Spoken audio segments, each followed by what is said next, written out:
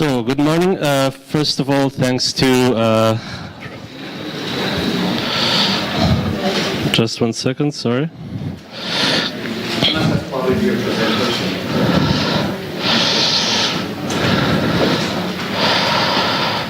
Okay. So thanks to Radical Networks for having us here today, and thanks to Spectrum for hosting this event. Just a short introduction. We are Clusterduck. We are part of Clusterduck. It's an interdisciplinary collective founded at the end of 2016, and you could say we are interdisciplinary, working in many, like in filmmaking, design, research, but our main focus, content-wise, is on the production, creation of internet content, and on the platforms where this content is spread. So this year we focused a lot on memes, actually, and also on social media platforms. And one thing I also want to say, that research we are going to present today is more like a stub or some reflections upon things we encountered during this year while working with memes. And the reason why we started this research is also partially because our interest in memes was born from the fact that we kind of bought into this narrative that was very popular in media earlier this year, that somehow the alt-right had almost got Trump elected by means of memes, and this was a very popular narrative in mainstream media also at a certain point. But lately there was also a lot of deconstruction and criticism of this narrative, like saying that it somehow overstated the power of the alt-right and helped them strengthen their confidence and identity. And so one thing we noticed is that actually, to really assess if this is true or to what extent this is true, what the actual influence of memetic subcultures on politics and cultures is nowadays, what we need is more quantitative, data-based research, and this is hard to have nowadays because it's really hard to do research on certain platforms, specifically Facebook, which we are going to mention a lot today, for example. So a lot of research you have at the moment is kind of biased because it comes mainly from Reddit and Twitter, because those platforms are more easier to research, and you don't have a lot going on instead on platforms like Facebook, Instagram, and YouTube, which are pretty important. I mean, there are huge numbers of people there. So the title we chose, as I said, I don't want to put the expectations too high. This is more a stub, so we are very open for input also. We were hoping also to get some input from you today. We will try to investigate the role of critical networks at the intersection of memetics and social media data analysis. So the chapters, broadly speaking, we are going to talk about today are firstly, we're shortly going to introduce the importance and availability of data. Then we will present two examples, two researches, which from our viewpoint are quite, they exemplify pretty well the approaches you can find today. So on one side you have a research called From Vaporwave to Tennis Beer Cats, Facebook's Vernacular Meme Neighborhoods, which was done by Oil Lab last year. And this is more kind of a grassroots approach, you could say, from independent researchers. And then you have the research on the origins of memes by means of fringe web communities, which found very wide, I mean, it was spread widely over social media and mainstream media also. Getting some wrong conclusions, I think, from this research. And finally, we will try to trace a broad outlook and conclusions, some takeaways from the things we will have presented so far. Okay, so right now the data collection and data analysis systems exist mostly with the aim of monetizing data. The image that you can see here comes from a brochure of one of the many trend forecasting companies.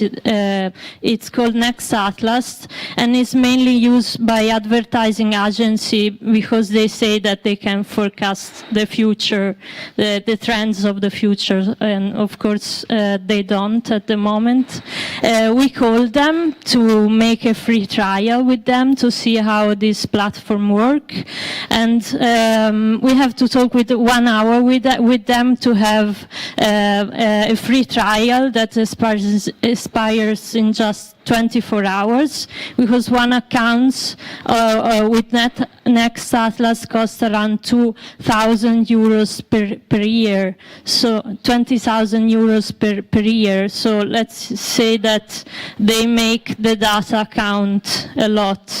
So we also want to make the data count, but we think that data has also a cultural value.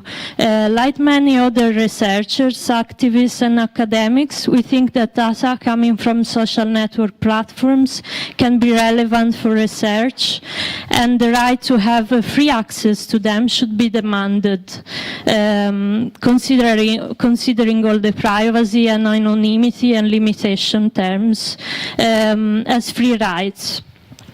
So you can think about Facebook as a huge library full of books about humans, a library which is right now almost completely closed to the public and academic use. We know very well that not only the market, but also art and policy today are related to big data. So for starters, let's see together what is the situation at the moment and how does this data collection take place. There are at the moment 3 ways of collecting data.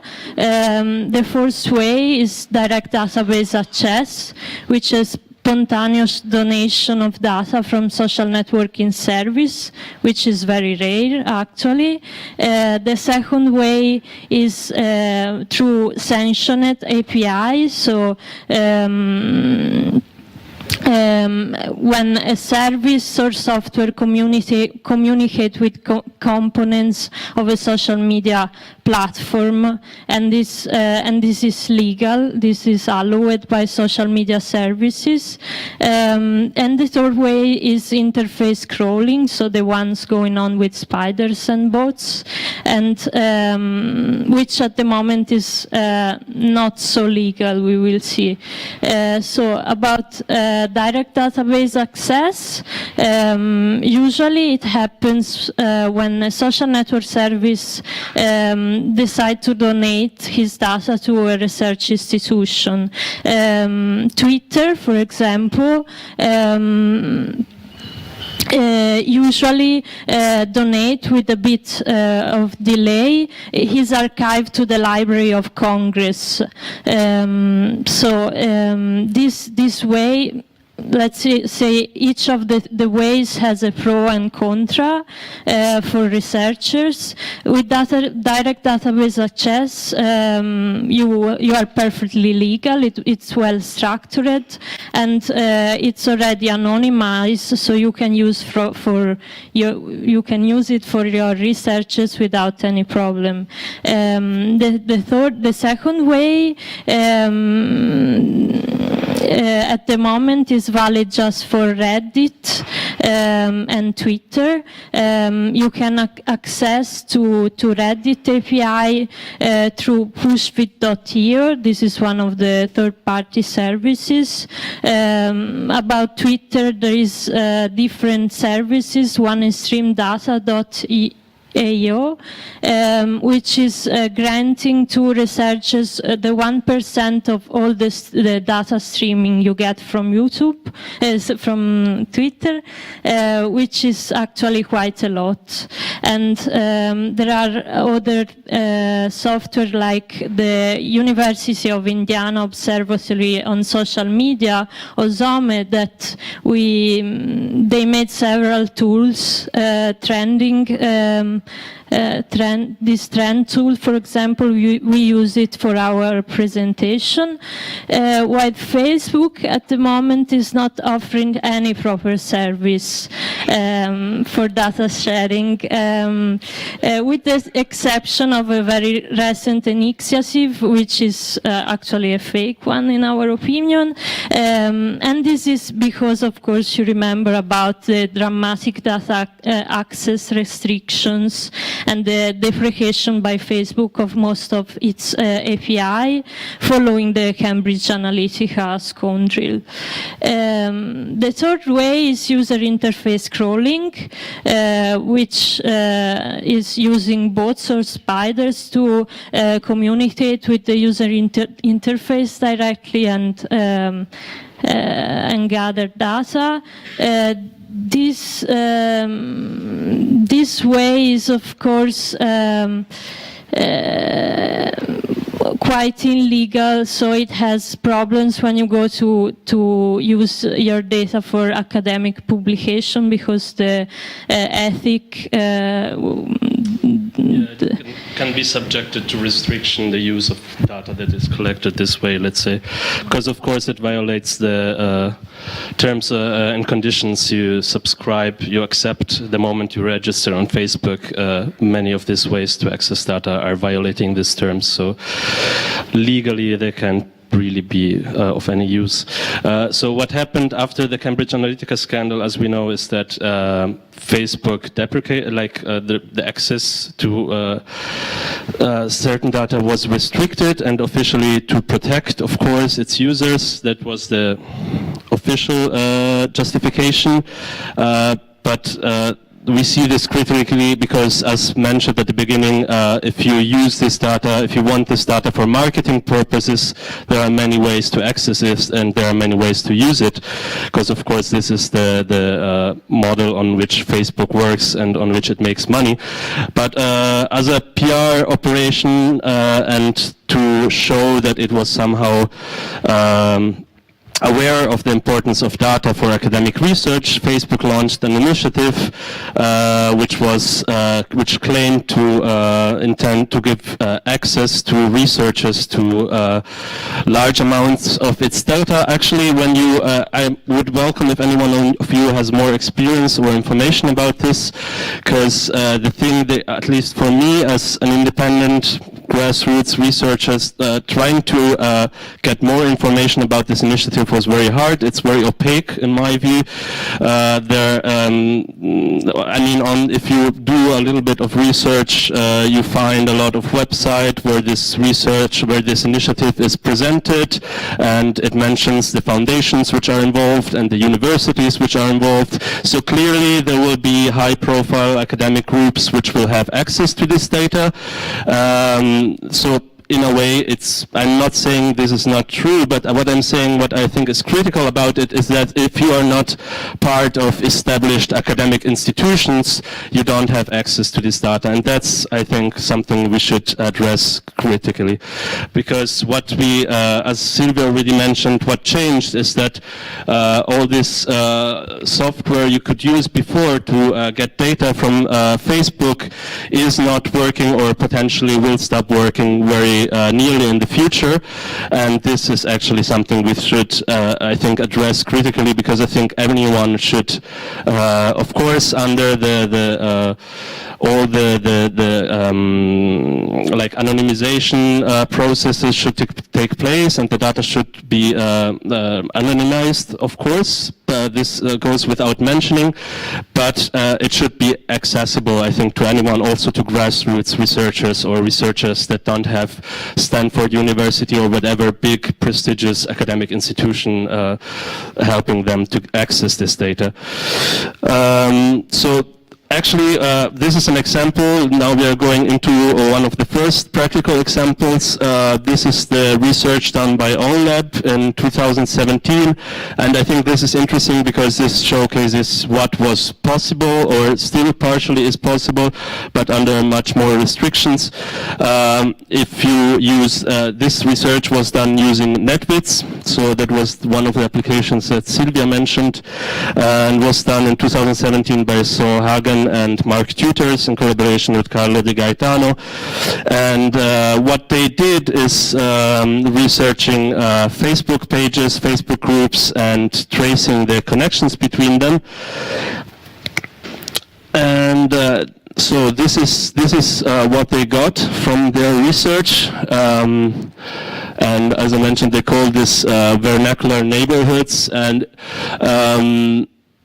it's, I mean, the visualization in itself, I think, is quite impressive. But of course, this is already old in a way because it's more than a year old. And also, what this research doesn't tell, I mean, it's not showing us all of the Facebook groups, of course. This is just a small fraction. But even in itself, even if it's just a small fraction, it already shows, I mean, how big the implications could be if you could be able to do more research, a complete research on Facebook and all these memetic subcultures that are changing day by day. And I think we should actually have a constant monitoring of what is going on there, maybe even a long-term thing going on. But this at the moment is not really possible or is very hard to do, and that's somehow just, I think, the main takeaway we want to discuss today. So what they found out kind of were interesting connections between different groups. They clustered them. So you have the classic vaporwave memes, so to say. Then you have right-wing populist memes.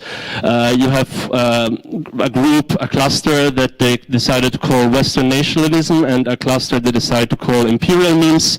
And what this tells us, what this shows us, I think, is that I mean, something we already all know is how hard it is to distinguish between the trivial and what really is political. So what is also happening on a lot of Facebook groups, for example, is that you have groups about classical art or architecture or whatever that get infiltrated by the alt-right, who would troll under posts of, I don't know, classical Greek statues claiming how these are an example of how superior the Western culture is or whatever. And so there are very interesting dynamics there that we should take a close look, but this is hard to do, and this is, yeah. So this leads us to the next point somehow, that, as I mentioned at the beginning, so on one side you have this narrative about meme magic and the alt-right getting Trump elected, posting Pepe the Frog memes. And on the other side we have critical researchers who are working hard to debunk this narrative.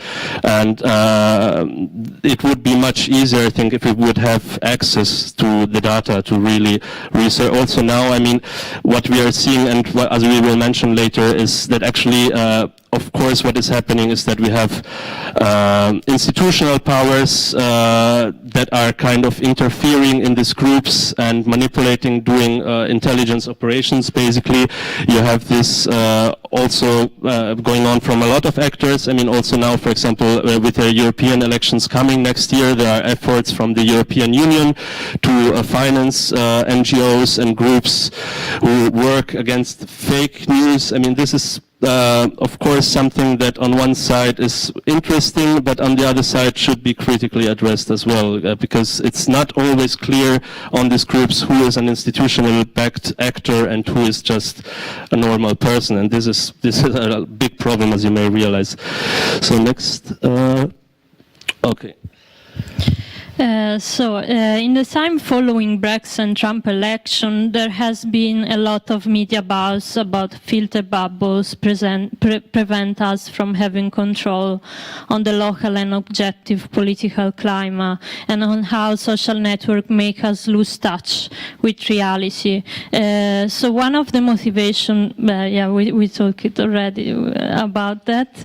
But anyhow, after Trump's election, social media prank. We were wondering how social media pranks influence the fate of the U.S. election.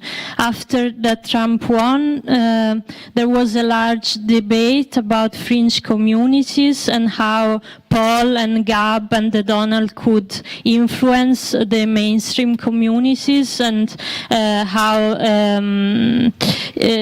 the press reacted in many different ways. One of the first reaction was, oh yes, they are extremely powerful, they are very influential, they are the most web community, influential web community on Earth.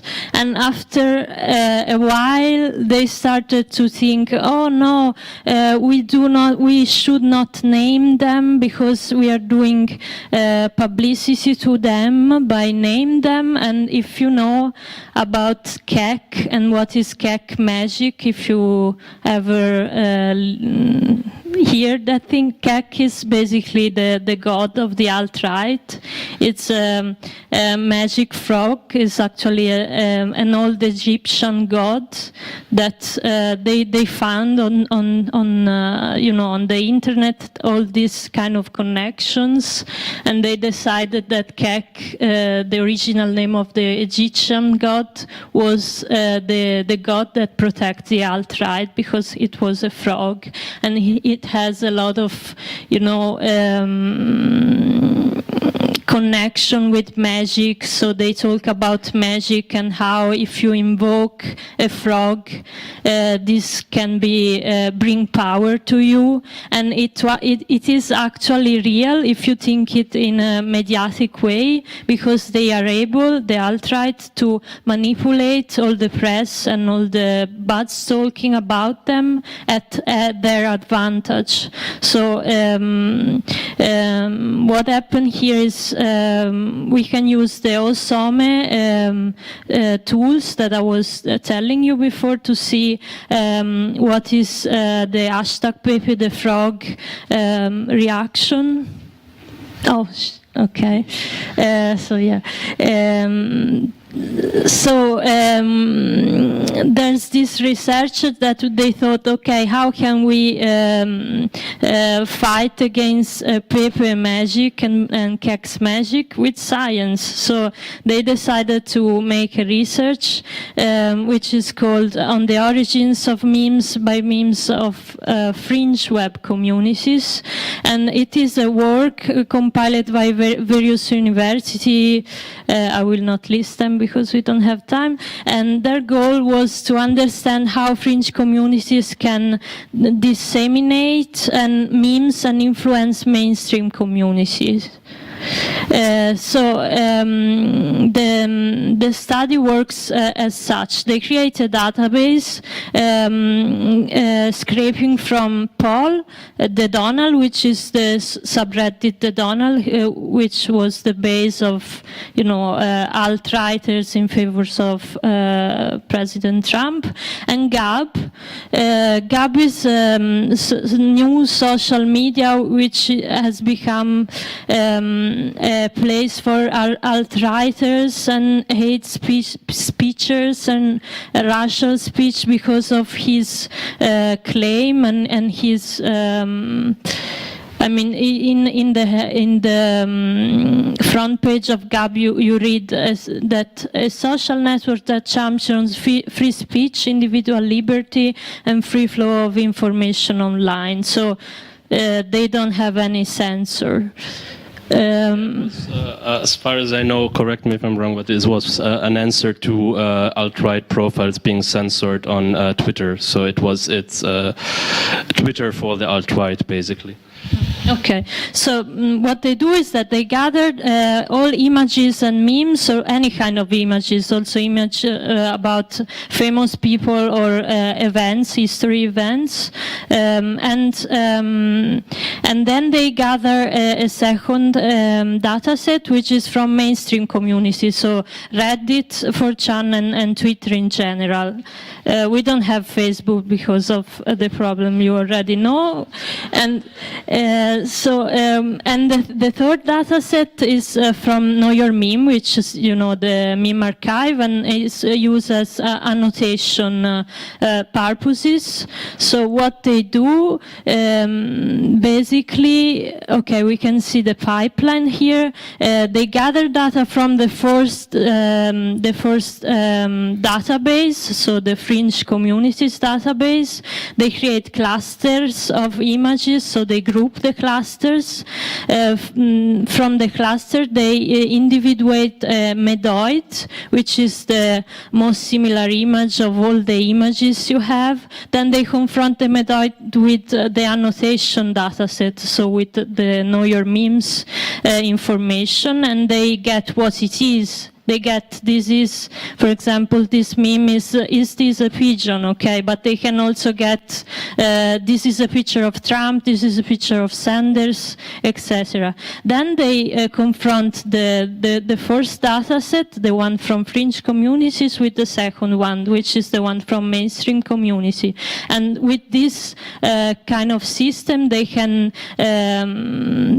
gather data like, for example, this chart, where you see all the most common arguments that are used in these social networks, and also they can get some results about influence. So they basically have a response of how fringe communities really influence mainstream communities. So we can take a look at this.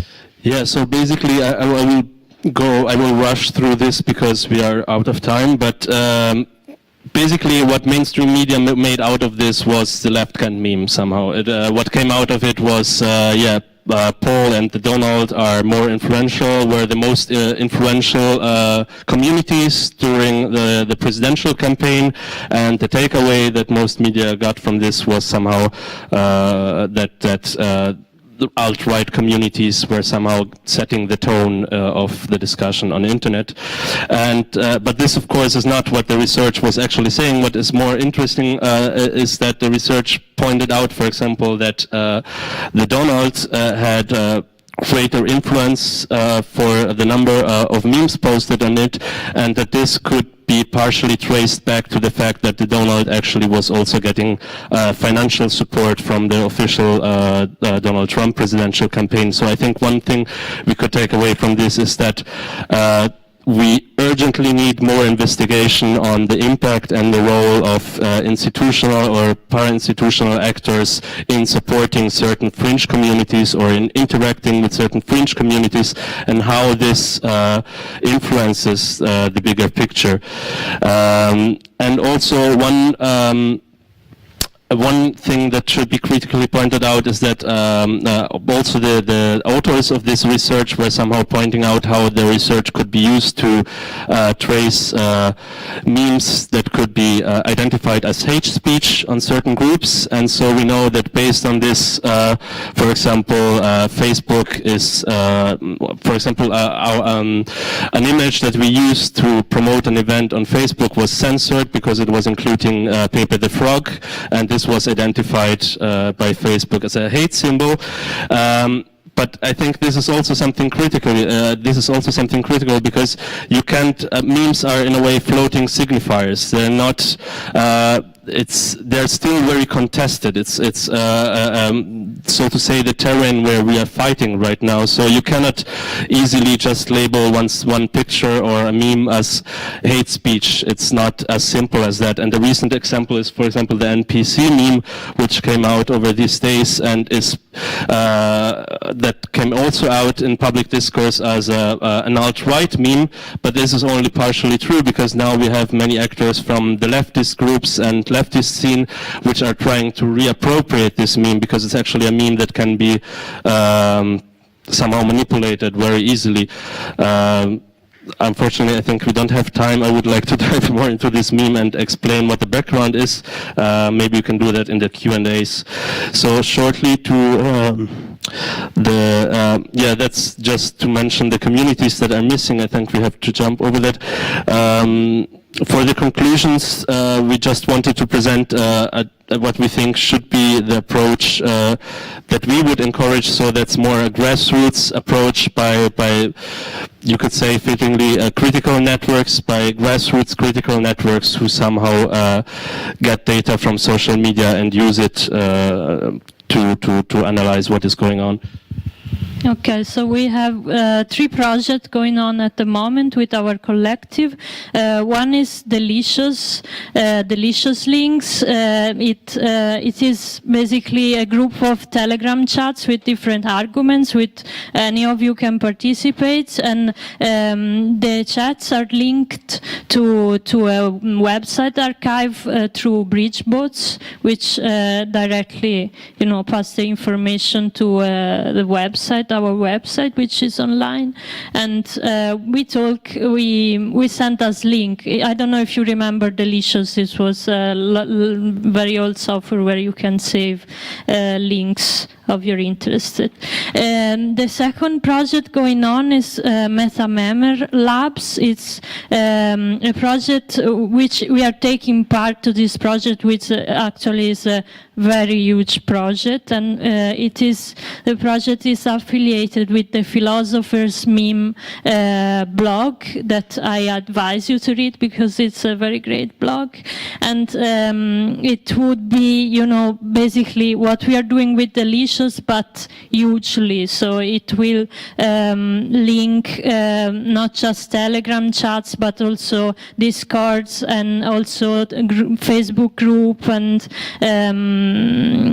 so it will integrate the part that is missing from the research we were talking about before, and they are doing it. It needs a lot of resources at the moment, and we are encountering the problem that we were telling before, that scraping is actually not so legal, let's say. And the third project, it's deep meme clustering, carried out by Shaglar, who is actually here with us. He's part of the collective, and it is using neural networks to create meme clustering, similar to the project we were talking about before, but we are offering our links and our collective research to find all the communities that we want to see in the database. So basically we are kind of trying to eliminate the bias from our data set. And yeah, okay, so these are the resources. Thank you.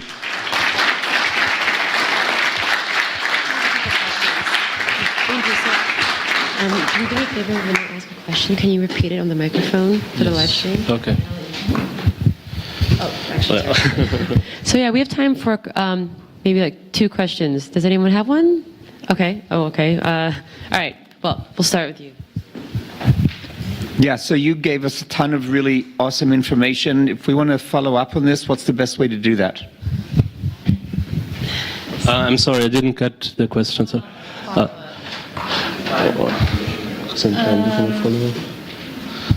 Okay, so as I said, we have a lot of research chats, and we collaborate with a lot of different peoples around the world at the moment. So if I don't know, we can send you the invite, and so we can find ways. I don't know, like we can get in touch. We can, I don't know where we can. Or maybe just like after their talk or during the lunch or something, you could talk more and find out how to get connected. Yeah. We had other questions? Okay. You'll ask the question then. Oh, okay. We'll do this, you and you. So. Have you considered using Mastodon as a data source? Okay, that's, I think, a very interesting question. If we have considered using Mastodon as a data source? Yes, we have actually. I'm sorry we didn't mention Mastodon in the presentation. You are totally right. We were ignorant when we started because no one of us was using Mastodon, but then few of us started to use it, and so now we are going to do that for sure. Could you define what a critical network is? Okay, if we could define what a critical network is, I'm sure there are lots of people in this audience who could do it much better than we could do. For us, in this context, we were talking, the connection with the idea of critical networks was that we were actually noticing that many of the efforts that were going on that Silvia mentioned at the end of the presentation were done by grassroots loose networks of people basically on different platforms.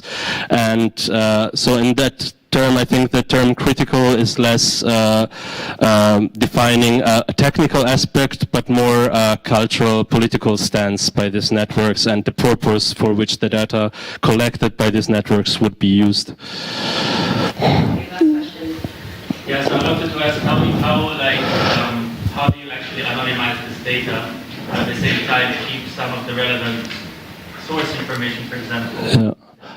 So the question is, how do we anonymize this data but keep the crucial information for us? You want to answer? Maybe Shala, you want to answer? No? What people often do is to identify which part of the data is linked to a person, for example, if it's about persons, and which is not, and then, for example, hash the relevant information and destroy links, basically. So make it unique. The things, for example, a unique person will stay a unique identifier, but this unique identifier is not being able to be traced to a real person. But generally speaking, this is like hugely complex task, and people are suffering solving this in a way that you can still obtain the relevant information, but really not endanger people. Sometimes in the political context, even make their lives much worse. Yeah, but I think this is something that like a big data researcher could answer better than I can.